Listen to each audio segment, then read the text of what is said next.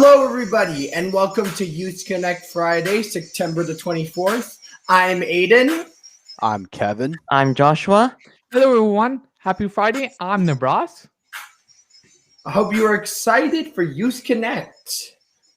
Happy Friday, as usual, guys. I hope that you're excited for another jam-packed Youth Connect. But first things first, we always need to start with gaming news.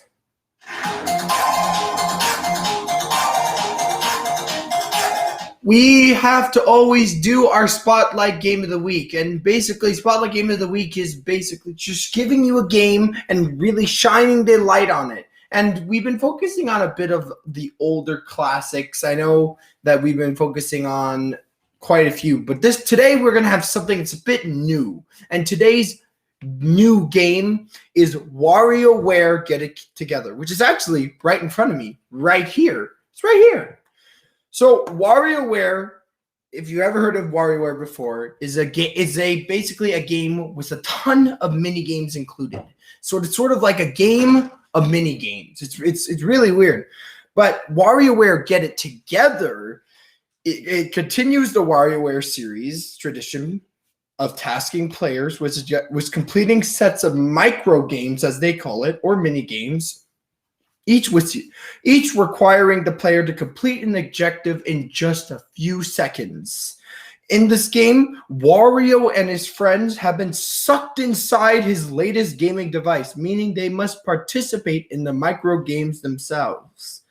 As such, the game has up to 2 players that control a group of characters, randomly alternating between them in between mini games or micro games. Characters are controlled using the directional sticks and a single button. With each character, each one behaves differently in how they move and the actions that they can do. For example, Wario can fly around on a jetpack and perform a shoulder charge. Mona can alternate between automatically riding her scooter or controlling a boomerang in the air. And 18-volt can fire CDs from a stationary position and can only move around by hooking onto rings. It's wacky. It's weird. It's WarioWare. It's micro game central. If you guys like a game that's a bit more of like a party, fun, hang out with your friends type of game, I recommend that you check it out. And it also has a story mode, so it kind of has a story to it, and it also has bosses. Who would have thought mini games with bosses? But next up we have Kevin, and Kevin has with us some local Canadian news and weather.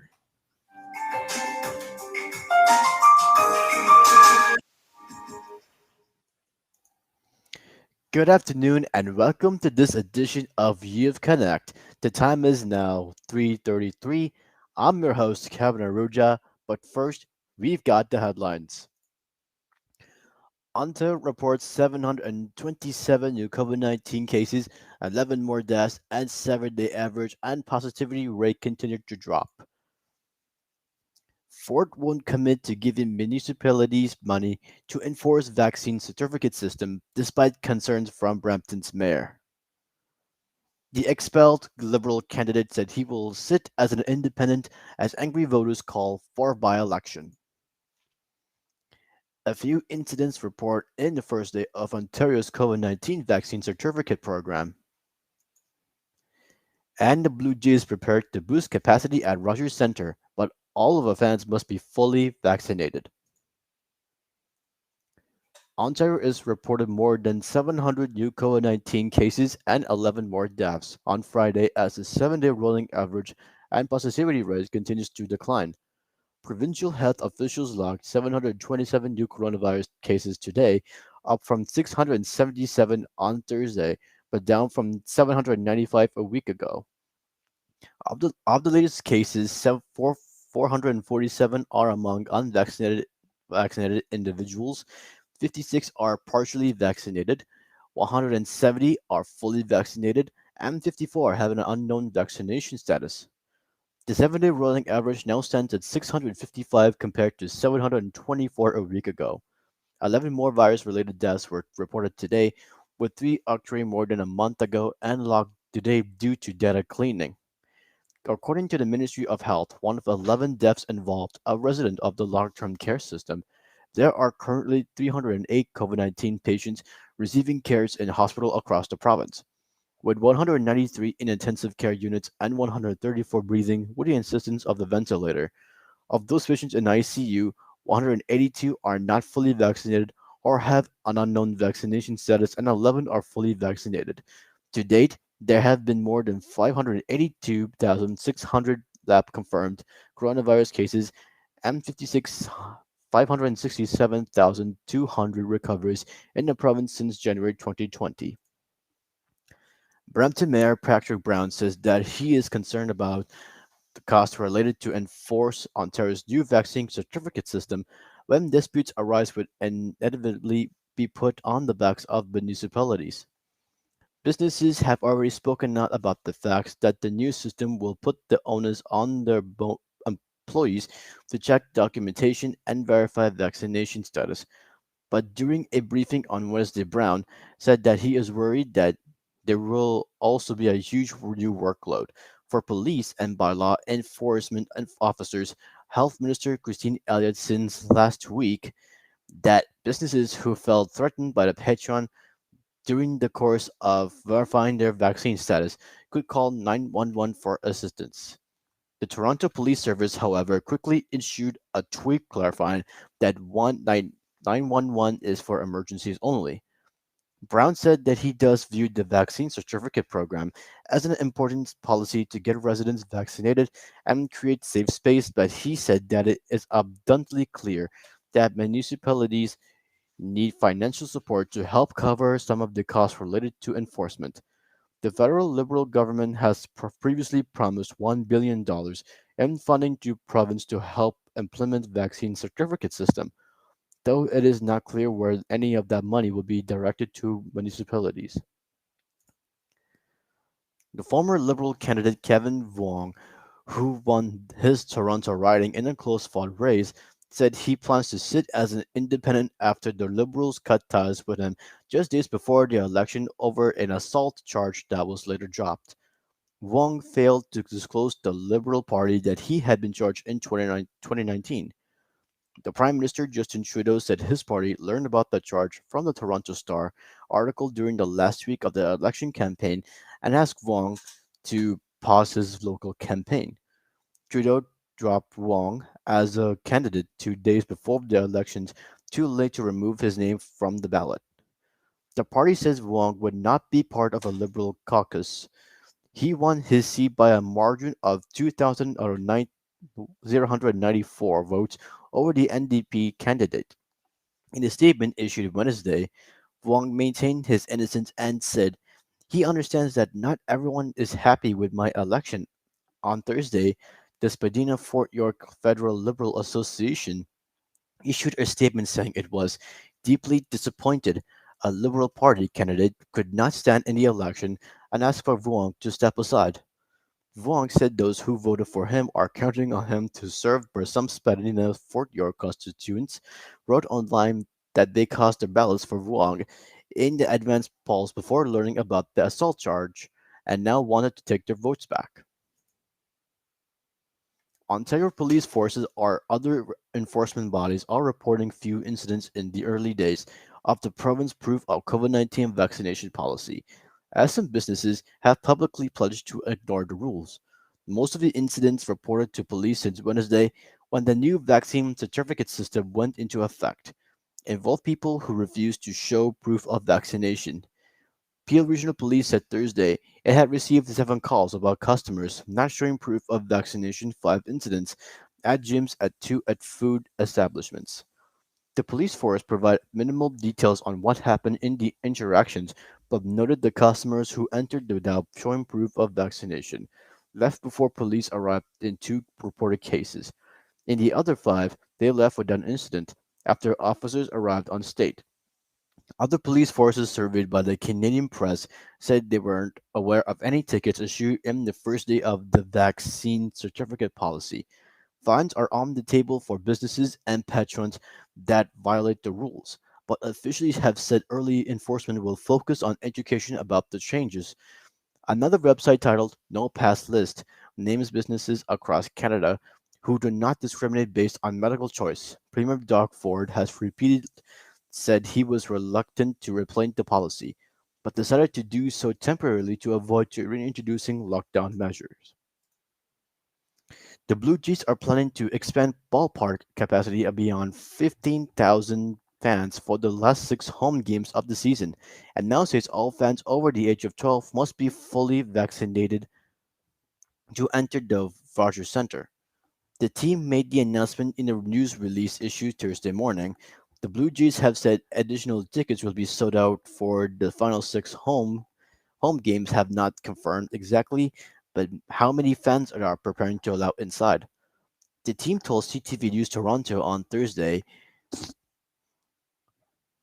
that that some seats have been opened to the 500 level for the last 6 games, with tickets starting at $15. Unvaccinated fans were previously allowed to enter the stadium if they could provide a negative COVID-19 test ahead of the game, but the Blue Jays are now said all fans must be fully vaccinated. The Blue Jays are adhering to all public health guidelines and in addition are requiring proof of full COVID-19 vaccination for all fans age 12 and older entering Rogers Center. The statement read, a negative COVID-19 test will no longer be accepted except for individuals with the doctor's note indicating they cannot receive the vaccine due to medical exemptions. The club said they have communicated the exchange to all fans and unvaccinated ticket holders who purchase seats for future games can either transfer their tickets to a vaccinated person or request a refund. The new policy comes one day after the province launched its vaccine certificate program, requiring people 12 and older to show proof of vaccination to enter indoor space and many non-essential business, including gyms, movie theater, and restaurants. In today's weather forecast, it is the first month of fall, but we've got a mix of sun and clouds this afternoon. The temperature is now 17 degrees centigrade, and on Saturday afternoon, we'll be getting a light rain. The temperature will be 19 degrees centigrade. That's all the report on weather. And have a great weekend, folks. Now, back to Aiden's video gaming news. Thank you so much, Kevin. I gotta say, with this passport, it may seem a bit confusing, guys, but as always, we always want to support safety first. Safety first is so important. For our second video gaming news, if you guys don't know, yesterday was Nintendo's Nintendo Direct, basically showcasing their games for the next year, for the years coming, and for the upcoming months that are going on.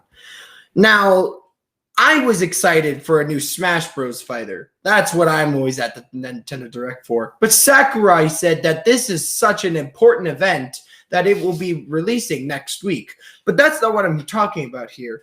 After a surprise leak from our Nintendo Direct yesterday, we got our first look at our next Kirby game during the Nintendo Direct presentation. And this Kirby game is astounding, guys. If you ever have the time, check out the trailer for the Kirby game or check out the Nintendo Direct on its own because there's so many great games. But I really want to talk about Kirby and the Forgotten Lands. Now, the main thing that makes this series so amazing is that since the last first mainline game was released, that was in 2018, which is quite a long time. So, but now, not only that, but Kirby is getting its first adventure into the 3D gameplay, fully for 3D. We've had partial 3D, but this is full 3D open world adventure in a Kirby game. And with the short gameplay that they showed, it showed that the world will be much like our world in a way. And Kirby explores the abandoned buildings of a ruined civilization. And of course, it's just as whimsical as all of his previous adventures, despite the more serious focal points. It appears to feature all of the gameplay elements from which the franchise is known. Sadly, there were no new powers on display because as a Kirby fan, you always want to have at least maybe 2 or 3 new power-ups. We only saw Sword and Fire, but hopefully as the game gets developed, we'll learn about more Kirby abilities that we might get. Oh, there was also Sword and Cutter that was also shown. But Kirby's last main outing was Kirby Star Allies, which arrived on Switch around all the way back in 2018, which is 3 years. And since then, the developing studio HAL Laboratories had, they've dropped some side games like Kirby's Extra Epic Yarn, which was a Wii remake for the Nintendo Switch. We got Kirby Fighter 2, which is like a standalone mini game from the 2014 Kirby Triple Deluxe. But needless to say, guys, this Kirby in the Forgotten Land is a big deal. Again, watch the trailer. It is outstanding. For the short amount of time that was just shown, oh my goodness. If you're a big Kirby Nintendo fan, you're going to love this. Next up, though, we got Joshua, and Joshua has with us some world news and, of course, your very favorite animal news.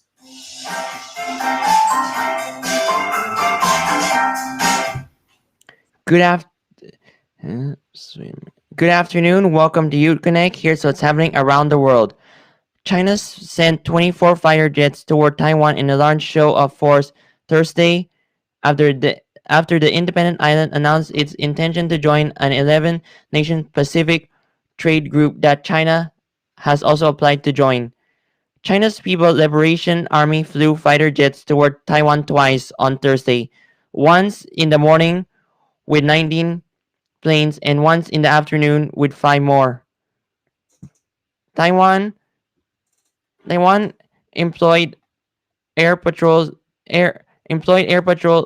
forces in response to the Chinese jets and tracked them on its air defense system, the defense ministry said in a statement. China has sent fighter jets toward Taiwan on an almost daily basis this past year. It has stepped up its military harassment of the self-ruled island and has sent many fighter jets as a show of force after political events which it views as interfering with its sovereignty. Taiwan and China split during a civil war in 1949, but China continues to claim Taiwan as part of its territory, being opposed to Taiwan's involvement in international organizations. Taiwan announced Thursday that it applied to join the Comprehensive and Progressive Agreement for Trans-Pacific Partnership, setting up another potential clash with Beijing. Battling COVID in Africa takes more than vaccines; it takes flying doctors. Thanks in part to donations from the U.S., the tiny African country of Lesotho has all the vaccine doses needed to inoculate its entire adult population, but acquiring them was only the first challenge. Now it must get them to the people. That's why the work being done by the Lesotho Flying Doctor Services is so vital. As the medical officer in charge of the Flying Doctor Service, Dr. Justin Sechia is now focused on preventing a fourth wave of COVID-19 from sweeping across Lesotho. The Flying Doctors serve 11 isolated clinics in the poor population. They aim to visit clinic twice a month, weather permitting, and it often doesn't. The government-run Flying Doctors unit is assisted by a Christian charity called Mission Aviation Fellowship MAF. Together, they provide medical services and emergency treatment to communities that are completely inaccessible by road. Dr. Sechia and his team go door to door taking vaccines to the people, but they can't travel too far on foot in the rugged terrain. By the end of the day, the flying doctors had only inoculated a handful of people. As in so many far-flung regions in Africa, the pace of vaccinations is extremely slow. Lesotho only has about 2.1 million inhabitants, but less than 14% have been vaccinated so far. According to data compiled by the World Health Organization, 26 African nations have yet to get even 4% of their populations a first shot. Turning to science news. Amateur divers discovered enormously valuable hoard of Roman coins. 2 amateur free divers have found one of the largest collections of Roman coins in Europe off the east coast of Spain. Luis Lenz and Cesar Himon were diving off the island of Portisol in Shabia on August 24, when they found 8 coins, according to a press release from the University of Alicante on Tuesday. Scientists from the Institute in Archaeology and Historical Heritage then analyzed the perfectly preserved coins dating them between the end of the 4th century and the beginning of the 5th century. The coins were in such good condition that the markings were readable, allowing the team to identify coins from the rule of a number of Roman emperors. Jaime Molina Vidal, professor of ancient history at the University of Alicante, leader of the team of underwater archaeologists, said this was one of the largest sets of Roman coins found in Europe. The coins were likely hidden with a wealthy local landowner who wanted to protect some of their money from invaders who were looting the Western Roman Empire at the time. He added, whoever hid the coins likely died before they were able to collect them, said Vidal, leaving them undiscovered for about 1,500 years. Despite their age, they are remarkably well preserved. The coins will be restored and then exhibited at the museum in Shabia. Sam Holness becomes the first known triathlete with autism to complete Ironman 7.3 World Championship. When Sam Holness crossed the finish line for the Ironman 70.3 World Championship in St. George, Utah on Saturday, he became the first known triathlete with autism to compete in one of the sport's marquee races. The 27-year-old British triathlete who has autism spectrum disorder has been training for this moment for more than a year. The race consists of a 1.2-mile swim, a 56-mile bike ride, and a 13.1-mile run. Sam did it while also encountering rain, lightning, and even a sandstorm. Sam completed the race in 5 hours and 44 days and 44 minutes and competed with some of the best in his age category. Tony, Sam's father and coach, quit his job to help Sam prepare for the competition. The father-son duo is far from done. Sam aims to be the first professional athlete with autism and will compete in the London Marathon on October 3rd and then another Ironman race in Portugal on October 24th. Their goal is to continue to inspire others. If you can just inspire people and raise the awareness of autism, help employers to start recruiting more people on the spectrum and do it through sport. That's narrowing it down what our mission is and what we want to do, Tony said. Turning to annual interest news. Where's Wally? Wandering celebrity walrus spotted in Iceland. Wally the walrus, who has found fame during his travels around Europe, he has been spotted in Iceland more than 550 miles from his last known location.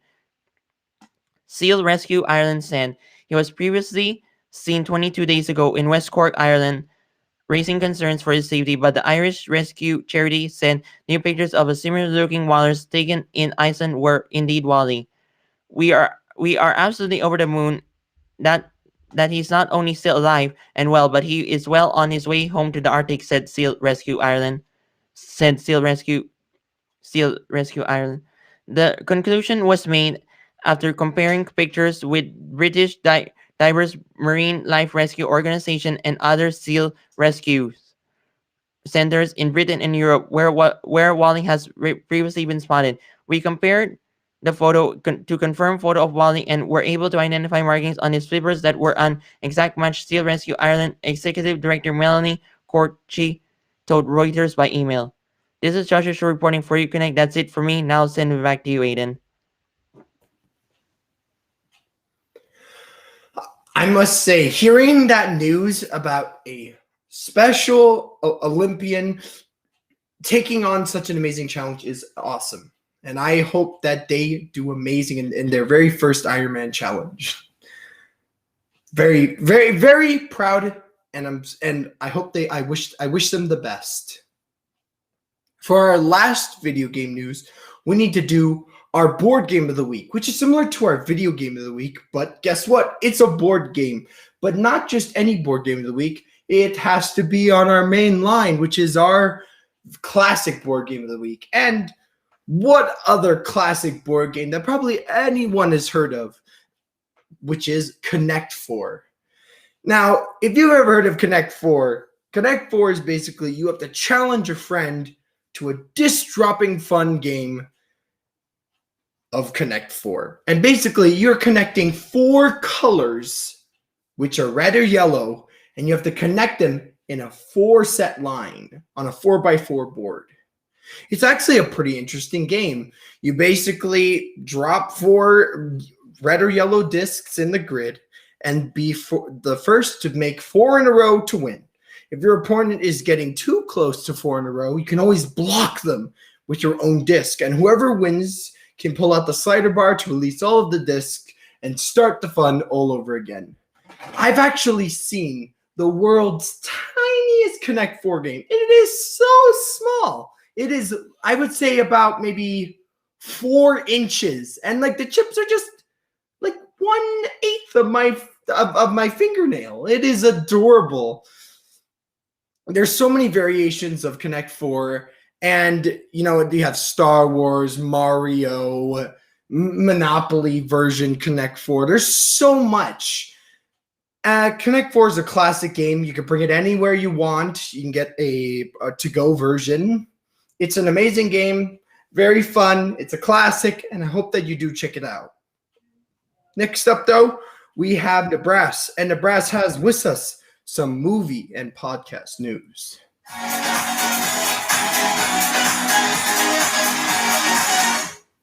Hello, everybody. How are you guys today? My name is Nebraska, and I'm your host to the entertainment news. Let's get straight into our top story.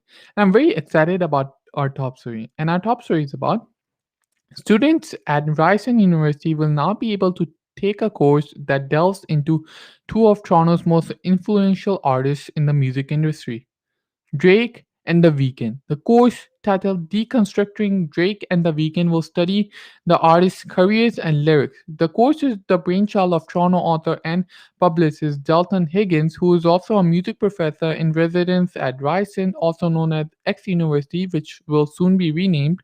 On the college and university scene, there are all kinds of courses being taught about rock, pop, folk artists, Miley Cyrus, Lady Gaga. It goes on and on. Higgins told CBC Metro Morning on Monday. So why shouldn't be there a course about Drake and The Weeknd? He said. Higgins said he was prompted to create the course to show students that learning can be fun and inspire the next generation of young creative artists in Toronto. Over the last decade, Higgins lectured about black music at different universities and has also written an unauthorized biography of Drake. The influence and success of Drake and The Weeknd guided him to create the course. Higgins said, when you go outside of Toronto and travel the globe like I have had the opportunity to, you're very hard pressed to find a hugely successful black Jewish rapper like Drake or an Ethiopian R&B star like The Weeknd from anywhere really. He said the course will talk about the artist in relation to the issues of culture and race. So I'm very excited about this. So just go to Ryerson University and just take a course. How fun is that? How amazing is that? And honestly, so I've heard some people talking saying that it's weird. Honestly, it's not weird, right? You're learning the styles of Drake and The Weeknd career lyrics, and it can actually teach people, right? So I'm very excited about that. Comment down below what you guys think.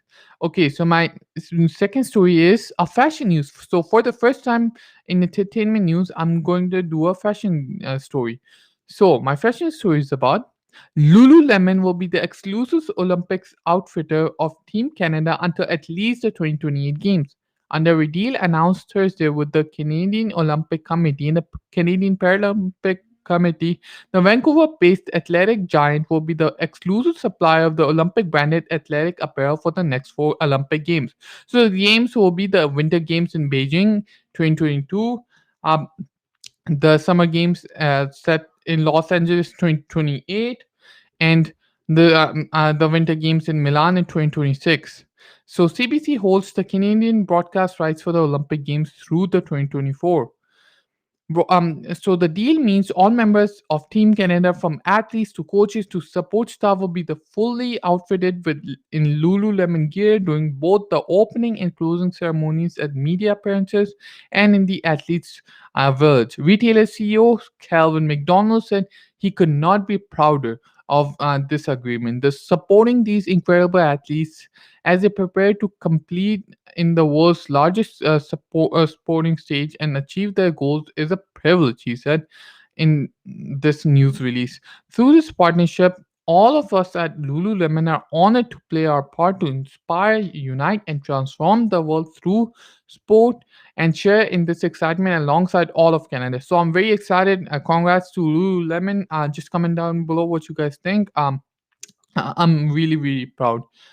So okay, so my third and final story is, and before I do that, today I have a fact for you. So today's fact of the day is, did you know that if you want to learn, if you want to get a habit, it only takes 21 days. So if you do something regularly in 21 days or 22 days, it becomes a habit. Isn't that amazing? Okay, so let's get back to the topic. So my third and final story is about, so New Zealand's Taika Waititi is set to direct Charlie and the Chocolate Factory inspired show. Netflix Inc. has bought the works of Roald Dahl, including classics such as Charlie and the Chocolate Factory and Matilda, in its latest content deal. And as the streaming service faces stiff competition from Disney Plus and HBO Max, the company did not disclose the financial terms of the deal, which will give it full access to Dahl's works as well as animated and live action films.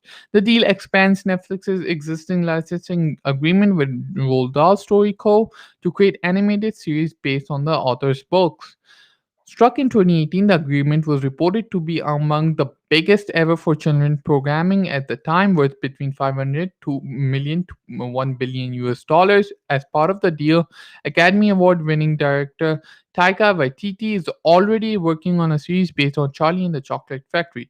Netflix is working on an adaptation of Matilda the musical. So everyone knows and I love Charlie and the Chocolate Factory, and I love the book and the movie Matilda, and this is very exciting news, right? Uh, it's a step to another level. Getting the stories of Roald Dahl, it's awesome, right? Everyone knows, everyone has read and watched the movie Charlie and the Chocolate Factory.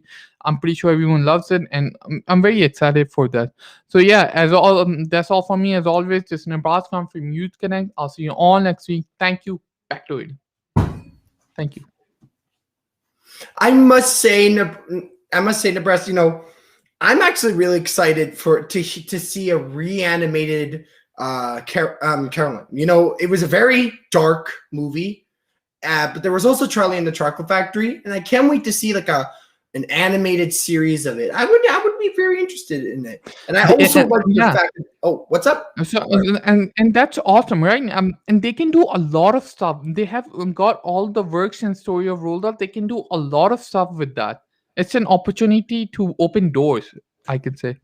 Like a nice little side story, or just make the whole thing from scratch. They have the opportunity. I just want to say, guys, for our last thing, we usually would go to Jeffrey, but I got a message from Jeffrey saying that he is currently at the cottage and cannot do his live music.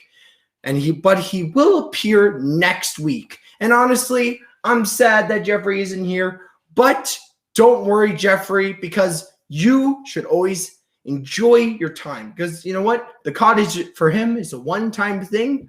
One time we don't need to have music because we have it every single other time. So enjoy, Jeffrey, and we will see you all next week.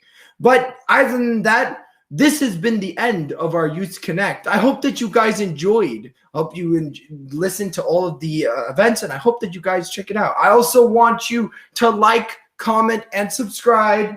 And don't forget to click the bell so you don't get to miss all of the videos. 100%, guys. So I want to say thank you, Nebraska. Thank you, Joshua. And thank you, Kevin. We will see you all next week.